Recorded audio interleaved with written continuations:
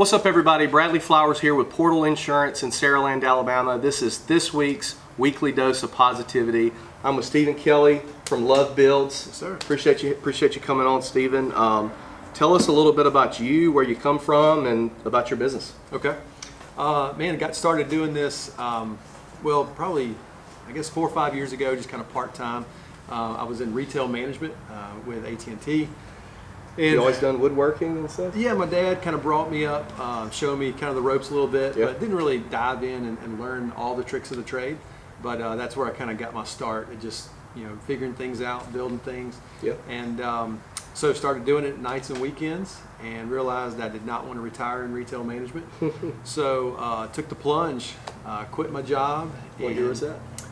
See, this would be in 2015, I believe. Tell us about the first job you did, paid job. I was actually, while I was still at AT&T. And none of this was planned, by the way. So while I was still at AT&T, I'd just been piddling, making projects for just family members and friends. Yep. And then somebody approached me and said, "How much would you charge me to build this big dining table?" And so I thought about it, gave them a number, and they said, "Fantastic." And I went, "Wait a minute. Somebody's going to pay me money to build them a table?" Anytime you give them a number and they jump right on it, you're like, man, I should have said too more. cheap. Yeah, so I should have doubled it, and which I'm still learning. It's a process. Yeah. But that's when it kind of clicked. I was like, you know what? If I get a little bit better, a little bit faster at this, and hone my craft, this could be something. So 3 years later, we're still trudging away, trying to make it happen. Yeah.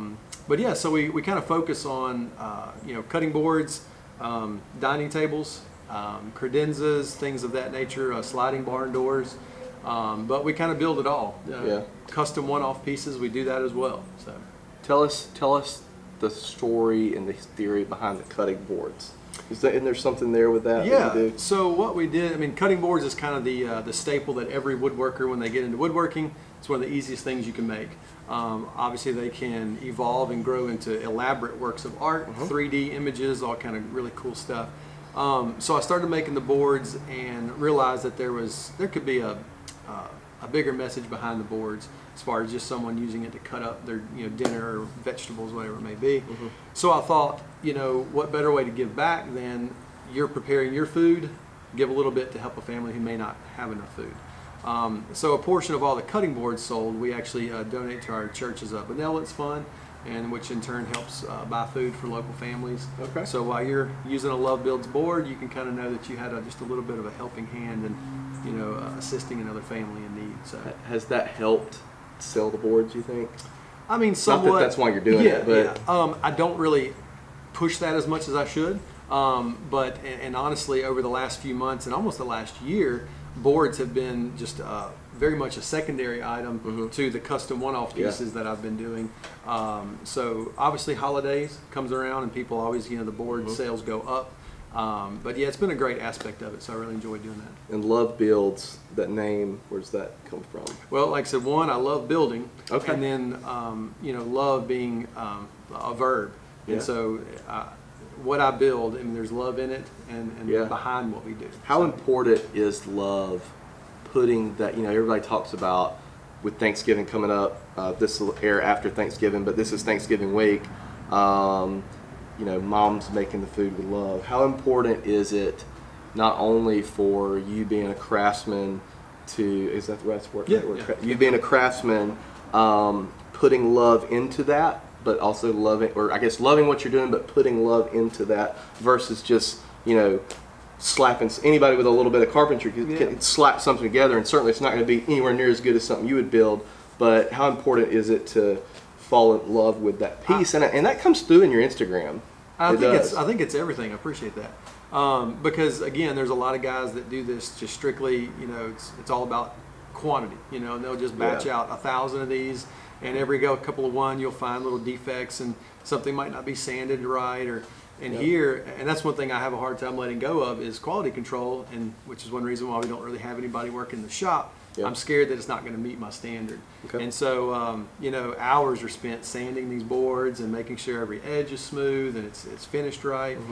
So yeah, I think the love and the passion you put in it, that's everything, and it winds up, coming through in the final product. Yeah, and it's one of those things like, nobody in the history of mankind sitting at Thanksgiving dinner has looked at their family and said, let me tell you about this table I got from IKEA. Yep, exactly. But they have said, let me tell you about this table that Grandpa had built, you know. And that's my hope, you know, is that we are a throwaway society. I've said this in several interviews over the past few years, and that, you know, even though what I'm doing is a very niche kind of product, there's not many people that want to invest in high-end pieces of furniture or tables.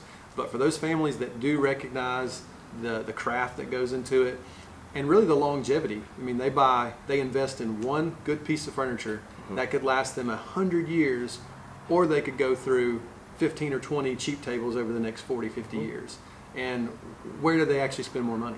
On the cheap tables, because they didn't last, or their style changed, they just threw it out. And put them together. Yeah, put them together, fall apart, you know. And so, whereas if people would really, truly invest in one good quality piece of furniture and take care of it, it could last a lifetime, and even into another lifetime for the kids. And I can't remember where I saw it. It was a podcast I think I was listening to a few months ago, where somebody talked about the fact that, you know, back in the day, people didn't throw furniture away. No. They didn't sell it. They didn't. It was handed down generations, and we've kind of gotten away from that with the IKEAs and the rooms to goes of the world. The pieces have no meaning. You know? Exactly. And so it's, and again, I get people's style changes, but a lot of times if you take the time to design a piece, and that's what we actually do is we're kind of getting to the 3D rendering world now, to where I'll help a client. They come to me with an idea. I don't have just a stock option of tables. It's hey, this is my space. This is the style I like. And we go to work on designing them a 3D image of what they want. And so, and that's part of the end process. Is it's not just, hey, you come to me and say I want a table, I build it and you're done. It's, what do you want to do with this table? How big do you want it to be? What color? What size? What legs? You know. So we really try to go into detail and make it a truly one of a kind piece. You know. How cool is it knowing you're making something that someone's never going to throw away?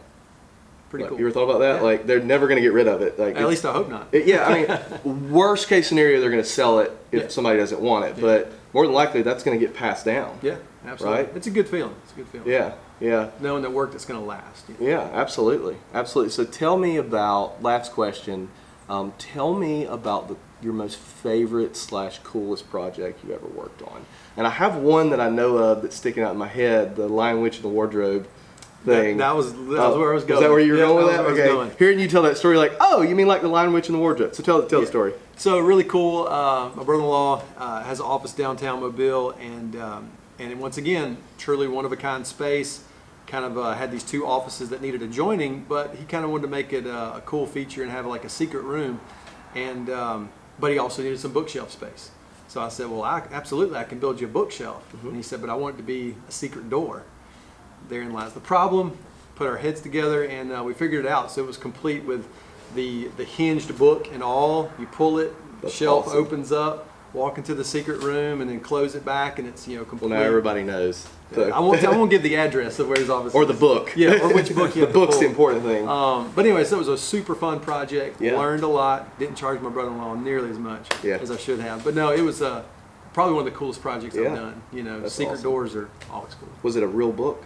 It was a real book, absolutely. That's awesome. Real book, real pages, everything. We made it work. That's hilarious. And is there significance to the book without giving the name away? He got it from like an old cheap bookstore. Yeah, so no significance there. Okay, I got you. So you'd want to get the book that is going to be least likely that someone grabbed. Yeah. So like maybe, I don't know, like, I'm trying to think of something to say without offending anybody. Anyway, so that's cool. So if people want to reach out, if they want to get a cutting board, if they want to have something custom built, how do they reach out? Easiest way is going to be obviously my website. It's www.love-builds.com. There's actually a custom link right there on the website. And what that does, it just starts an email conversation with me. You can say what piece you're looking for, kind of your size requirements and any ideas you have. And it just starts that conversation, and we can kind of go down that road of building a custom piece. I do have some cutting boards on site that you can order there as well. But if you want to check out my most recent work, Instagram, Facebook, probably the best place to check that out. Cool. Guys, this is this week's Weekly Dose of Positivity. Thanks so much.